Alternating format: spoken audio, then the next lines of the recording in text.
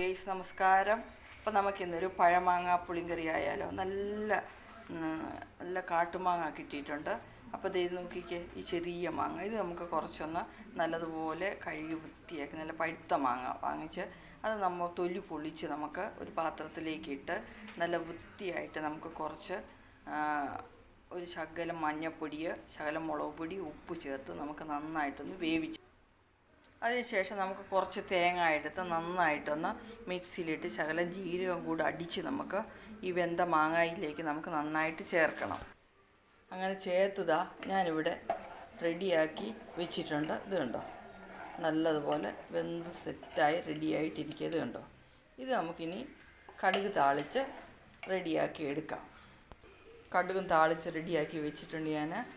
കറിവേപ്പില, വത്തൽമുളക്, ചെറുള്ളി എല്ലാം കൂടി ഇട്ട് കുറച്ച് ഉലുവായും കൂടി ഇട്ട് നന്നായിട്ട് ഞാനിവിടെ താളിച്ച് റെഡിയാക്കിയിരിക്കുകയാണ്. ഇനി ഇതിലേക്ക് നമുക്ക് നമ്മൾ വെച്ചിരിക്കുന്ന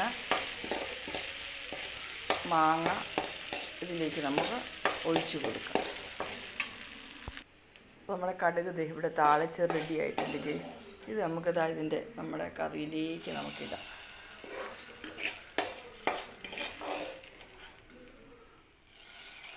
നന്നായിട്ടൊന്ന് ഇളക്കാം. ഇനി ഒരു ശകലം നമുക്കിതാ ഇതിലേക്ക് ഒഴിക്കാം.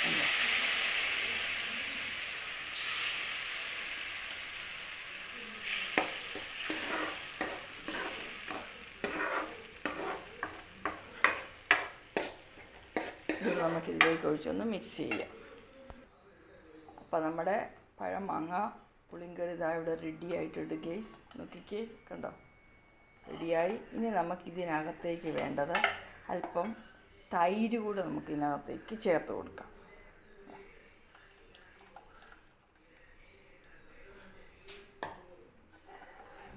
ഇനി നല്ലപോലെ ഒന്ന് ഇളക്കി റെഡിയാക്കി ഇനി നമ്മൾ നല്ല ചോറിൻ്റെ കൂടെ അങ്ങ് കഴിച്ചാൽ മതി. നല്ല മീൻ വറുത്തോടെ കൂട്ടിക്കട്ടോ ഗെയ്സ്. അപ്പോൾ എല്ലാവരും ഇതൊന്ന് ട്രൈ ചെയ്ത് നോക്കണേ ഗെയ്സ്. അപ്പോൾ ട്രൈ ചെയ്ത് നോക്കിയിട്ട് എല്ലാവരും ഫീഡ്ബാക്ക് അയയ്ക്കുക. ഓക്കെ, ഇഷ്ടപ്പെട്ടെങ്കിൽ ലൈക്ക് ചെയ്യുക, കമൻറ്റ് ചെയ്യുക, ഷെയർ ചെയ്യുക. അപ്പോൾ ബായ്, ഗീത സാബു. വീണ്ടും ഞാൻ വേറൊരു ഐറ്റമായിട്ട് എത്തുന്നതായിരിക്കും.